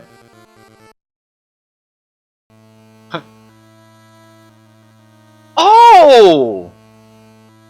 I had no idea! Stir! Glad you could finally stop on by for a while.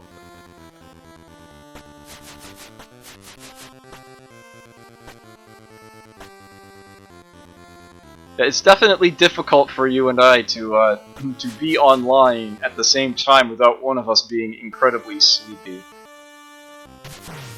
So, here is where the NES version of Rygar really shows how different it is. Because we now have an overhead section with a big old maze to try to navigate. And one thing... Oops. Whatever. Yeah, press start and we are right back here. And we keep the tone in last. We do lose the mind though. And if we had the power up, we lost that too. I want to point out one thing. You still, when you move up, down, left, right, you cannot move diagonally here, but you can jump diagonally. You can even change direction mid-jump all you want. But yeah, when you're on foot, you can only move orthogonally. Because Rygar. And although you can jump, it actually just moves your sprite up and then down. They did turn off collision detection for the enemies when you jump, but not for the disc armor. Watch this. If I can get someone to spawn... Yeah. He's north of me, and I'm in the air, and yet I can hit them. Because Rygar.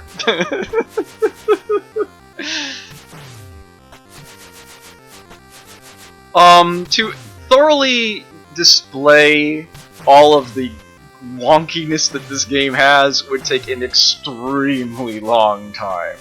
If you really want to get a full library of them, you can visit the Game Resources page on tasvideos.org. Homepage of much of the tool-assisted speedrunning community. They have a vast library of glitches that this game has. And the European version of the game has even more glitches, despite this game running faster in many ways, this version of the game, because it's NTSC, 60 frames a second instead of 50. The additional glitches that the PAL version has makes speedrunning it even faster that way if you're taking the tool-assisted route. You may have noticed those ropes stretched across things. I need an item to be able to cross them. There's a grappling hook style deal I need to find and use. And the hitbox on actually using them is practically non-existent, or so it feels. It is beyond irritating to try to use. Yeah, the select button just pauses. There we go. At least show the power up. Yeah, you can jump and attack, and I can hit enemies at the top of the screen. It's so silly. It really is. Oh, dead end. Yeah, I did watch a number of people play the Big 20, but I didn't exactly learn the route as I did so. Here's something else I can show. Here's an enemy that's actually going to take multiple hits. Yeah. Actually, I think I'm going the correct direction, oddly enough. Note that these enemies, they do not let you jump on. Jerks! Oh, you're on lunch break, I see. Nice. Yeah, 10 PM here. Just about, anyway. Yeah, so, very, very different from the arcade game. Bigger adventure. A lot more to do. But yeah, it's not nearly as solid a game. Definitely designed for a different audience. Above here, in the skies of Rolsa, is a floating castle. Yeah, so once you get the grappling hook item, you can actually go up that pillar, and the final boss area is up there, if I recall correctly. From here, you can't go on without the grappling weapon. Oops.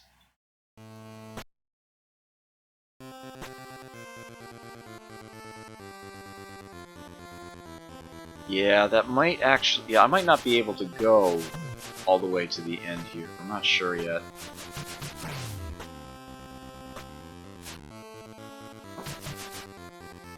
You might only need it to go up. In there. Yeah, I can't jump across that. Yeah, the game's first boss is not far from here, but I'm not sure if I can actually reach him yet or not. Really? That's alright. You know what? It is a silly game, and I don't want to play it anymore right now. so I won't. But yes, there you have it. Whatever reason, Tecmo, I guess, just didn't trust themselves when it came to their arcade games on home consoles, and they felt compelled to design something entirely new. And in the case of Ninja Gaiden, it worked incredibly well. Rygar, not so much. But they are what they are. There is definitely some fun to be had within.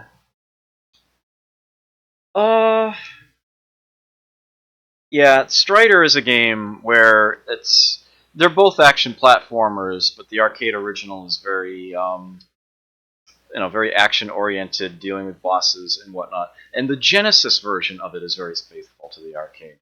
Whereas the NES game was designed to be something else entirely, have its own mechanics to it, its own story and whatnot. I think it's actually intended to take place chronologically, like just after the arcade game. I think it's supposed to be sort of a half sequel of sorts.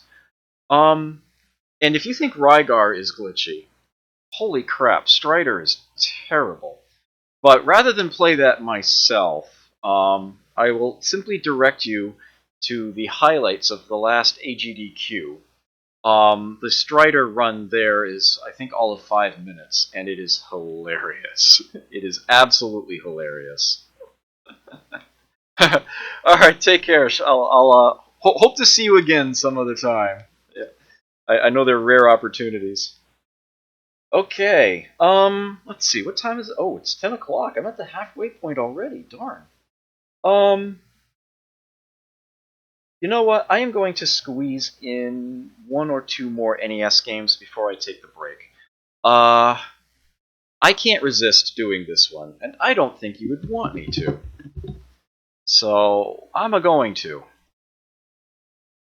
And this is actually going to take an angle that you might not be anticipating. This is sort of a part of the reason why I'm always doing the arcade game first, too. There tends to be more surprises on the home console version of things.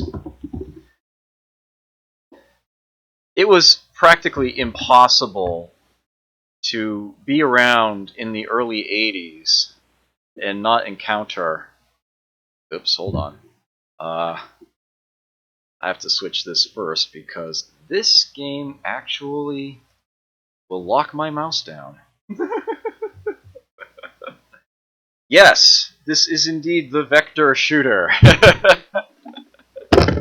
Yeah, it's like virtually every arcade back in the day had this. This is a very, very popular game. Even today, Star Wars arcade machines tend to be very well kept. Yeah, the scroller is a little different here. Obi-Wan Kenobi is gone, but his presence is felt within the Force. The Empire's Death Star, under the command of Darth Vader, nears the Rebel planet. Just join the rebellion to stop the Empire. The Force will be with you, always. Yeah, you will hear some dialogue lines from the movie. And then, yep, it's all X-wing based here.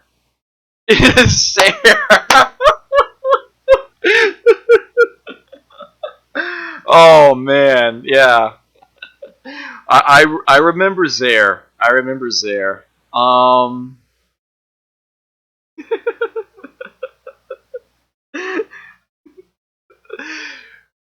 You might remember a song from Bon Jovi back in the day, "Living on a Prayer." The joke in elementary school was they would be singing, "Living on welfare, take that check and spend it at Zare." Whoa! Yeah, that's incredibly dated, isn't it? A little bit of story time for you there. The Force will be with you. Yep. Red 5 standing by. I am going to play this from Wave 1 because I'm terrible at this. Bob Merchick, I am not. And for whatever reason, this emulator does not like the sound effect of the TIE fighters streaking by at all. I apologize in advance for that. The arcade original has this very unique yoke design Red 5, I'm going in. to its controls Use the force, Noob. that you actually tilt the handle left and right to turn, but I'm hit, but not bad. I want to see what the you're doing. handlebars themselves tilt forward or back in order to move up or down. And of course you can just Trust me. mash the triggers to fire. So, button mashers don't know about this. I am using the force. I am declining to fire You're all a player, kid. until I get to the exhaust port. And you get a bonus for that, 5,000 for using the force, and that actually goes up every level.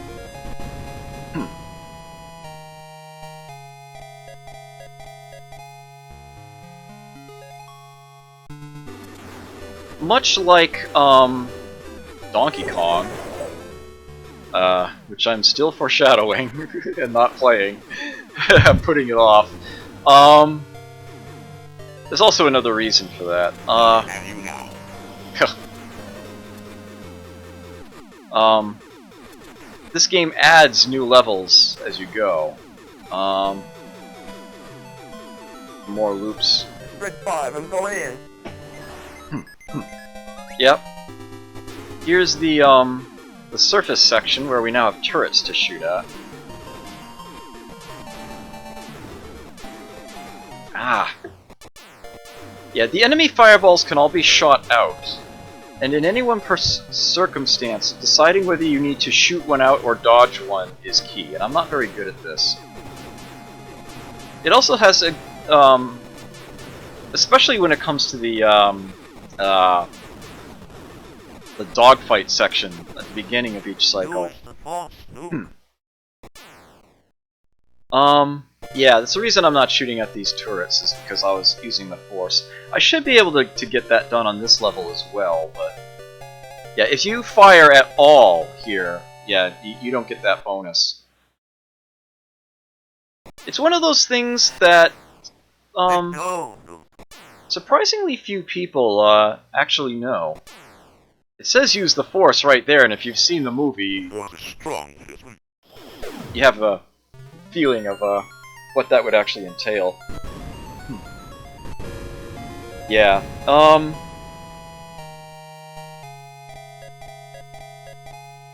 it's particularly noticeable here. Much of being able to survive these sections is all about being able to properly track your enemies as they move, shoot out all their fireballs as they spawn, R2 join increase the and as power. perhaps you can see, I am total shit at this. I can't shake it. And I'm using a mouse instead of the yoke, which you would think would be easier. Stay in attack mode. Yeah, I'm surprised I made it Go in. past here. Right, and so now for this surface section, they add in these towers, and you get increasing points for each one you manage to shoot the white top off of. And if you get enough of them over the course of the level, you'll actually destroy them all. There's a limited number that spawn. They will respawn. You don't have to shoot every single one that pops up on screen. But you do have to get quite a few. And you get a very nice score bonus for getting them all. This first time it comes up, it's 50,000. And I'm frankly surprised that the game hasn't ended yet, because usually by now I've collided with multiple towers. Yeah, I will not be attempting to use the force here, because I'm one hit from death.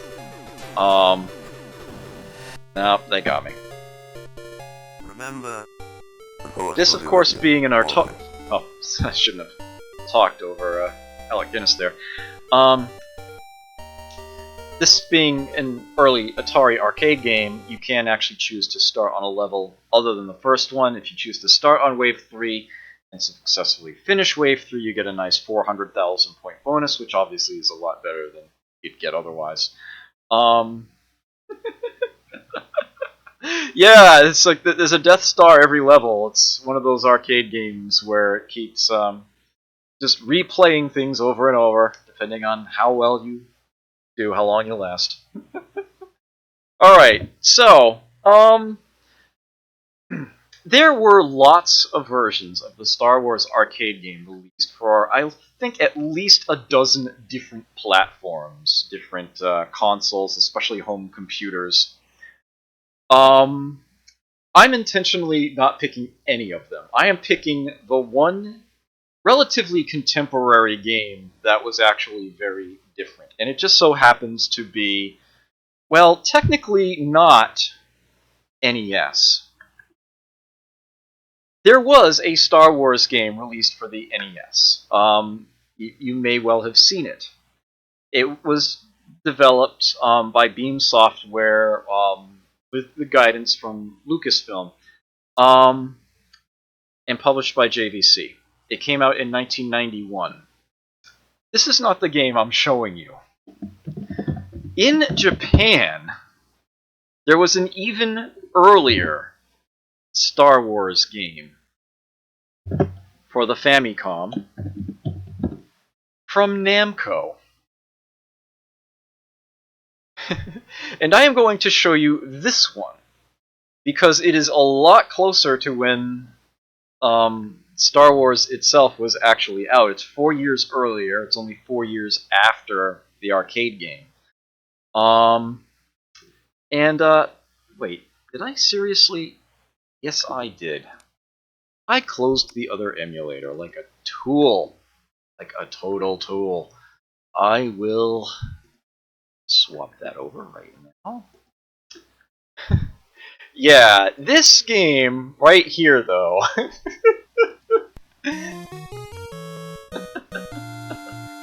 Little play on the 20th Century Fox logo there. And despite this game being in Japanese, the intro is still in English.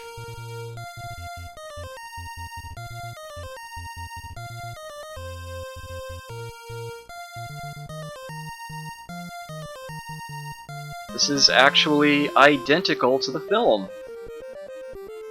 Apart from the, font and perspective, it's the exact same text. Well, they did add, that.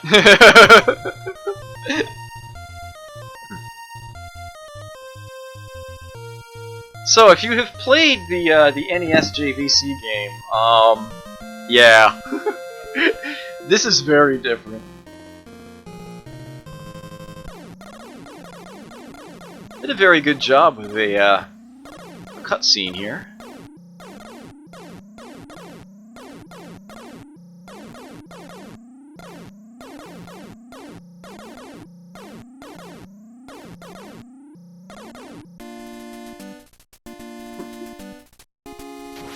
Yeah, and as you can see from the demo already, yeah, I'm sure you've picked up on a few differences already. The 2 different difficulty levels here. Novice mission is hard enough, thank you very much. Yes, this is in Japanese. It's all katakana font, but they are actual Japanese words. Well, except for that first word up there, that's Luke. Yes, and we start with the Jawas having kidnapped him. And here we have Luke, who goes anti-Super Saiyan outside of the cutscenes. His hair turns black. And he actually fights with a lightsaber instead of a blaster like he does in the NES version. And this certainly would have changed the tone of the film significantly. He collects Force crystals from enemies that he defeats. He gains Force from his kills. And I can pause the game and bring up a list of Force powers to activate. That up at the top, that actually says Force. That in English, it's just Japanese characters. I have 10 Force points, and I can activate a temporary speed up for 5, or a enemy freeze for 10, and other abilities will pop up. If I want to exit this screen, I have to choose a blank space. Down at the bottom, that says Luke. It's my extra life count. I have 2. And you die in a single hit in this game.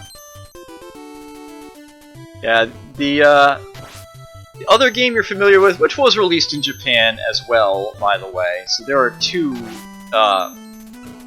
Famicom Star Wars games. This one was the first one though, by 4 years. At this point I can probably see a lot more powers, yeah. It was licensed by Lucasfilm, but they didn't have as much of a hand in development. Yeah, this is a much more brutal game. And the US one is tough enough as it is. Although it's interesting what they decided to keep from the film and what they took artistic license with. And you'll see some of the differences coming up soon. This actually lets you shoot for a time. This is a Mega Crush, damage all enemies on screen. This, I believe, protects you from a hit. This gives you the ability to levitate temporarily. And this is the anywhere but here teleporter, sending you to some random point in the level. And for some strange reason, that's the most expensive of them all. This wall you can just hack through, and that's an extra life on the far side. And now for the first of the game's WTF moments. Darth Vader inside the Sandcrawler? What? Apparently you fight Darth Vader several times in the course of the game, but it's a hallucination. See, this is actually some big ol' scorpion thing I'm supposed to fight right now. Ooh! And it got a little close. Maybe this'll help. Or maybe not, that doesn't seem to damage it at all. There we go, and it drops a big ol' Force Crystal. And there we have our friend. Oh, whoops! That's, Oh, okay, apparently you just attack it, and that works for whatever reason.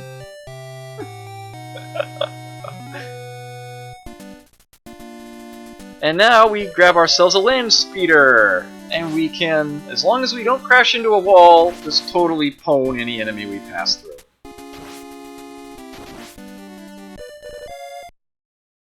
On to the next level. Yes, and in between stages we have Millennium Falcon segments, where we have a fire button and a shield button. If I don't kill any enemies particularly quickly, and they get a chance to fire, I have to make a very quick decision to either get their shot off screen or put up a shield, whichever is appropriate. And I have to kill a certain number of enemies in order to spawn. And it increases each time.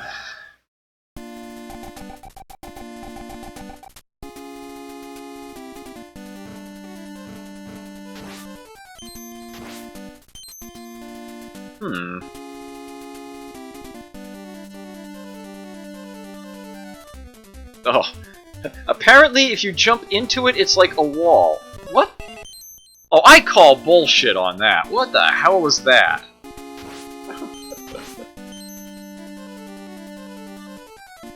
Yeah, up. Oh, those portraits are actual floors, aren't they? Yeah, oh. Oh yeah, no continues. No continues at all. That was enough anyway, to show you the idea there.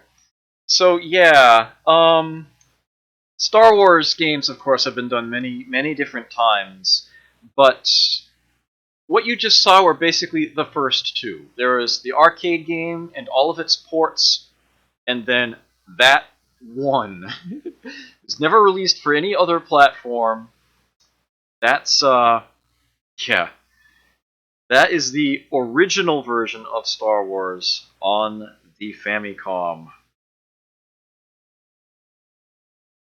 Brutal little thing, isn't it? But it is what it is. Okay, I think what I'm going to do at this point, I'm going to take my break shortly, but I'm going to mention a few other NES games that I had written down, sort of in honorable mentions, as it were. And if I do this theme again, then I probably will play these, but I will mention some of these I've already mentioned. Strider, I've mentioned. Batman, there's a sizable amount of time between the NES game and the arcade game, if I recall correctly. But yeah, they are not even remotely similar to each other. Uh, Superman was actually one I really wanted to get to. Yeah, Kemco's NES game is sort of infamous in a certain sense. But yeah, the arcade version is almost like a brawler. It's very unique and a lot of fun. I really did want to show that one off. Teenage Mutant Ninja Turtles, most people know on the NES is an action platformer, but they did come up with a sequel called Teenage Mutant Ninja Turtles 2, the arcade game. So, in a sense, there it's almost a little cheating using the two different titles there. Uh, Tetris, I didn't feel like I really wanted to show off here, but I could have actually done 3 runs of Tetris because actually I could have done 4 different. There are 2 different arcade games called Tetris and 2 different home console games named Tetris for the NES that are very different from each other. So that would have been a bit time consuming. Um, and yeah, I think I wanted to save Battletoads for some other time. Uh, Punch Out, I also have written down here. Bionic Commando, I mentioned. Super Mario Brothers does have an arcade version on the Versus hardware, and the differences are somewhat apparent, but I didn't want to really spend the time to do that. Rally Bike, they're very similar to each other, but there's some added obnoxiousness. Gauntlet, I didn't even want to think about. Pinbot and High Speed would sort of be cheating because their arcade versions are pinball machines.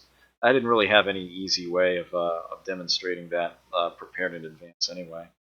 I also have Legendary Wings. The whole Double Dragon series is written down here. Solomon's Key, 10-Yard Fight. Airwolf actually is one I really wish I had gotten to.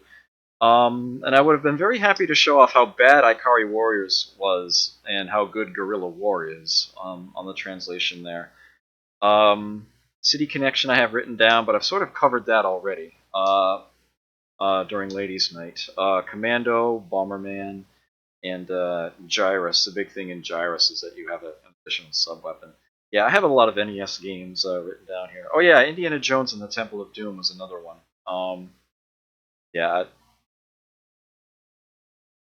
yeah, I'm not going to get into the differences there. It's a little less than trivial.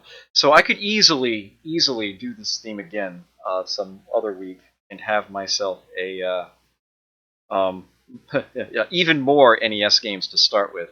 But I am going to be taking my break now.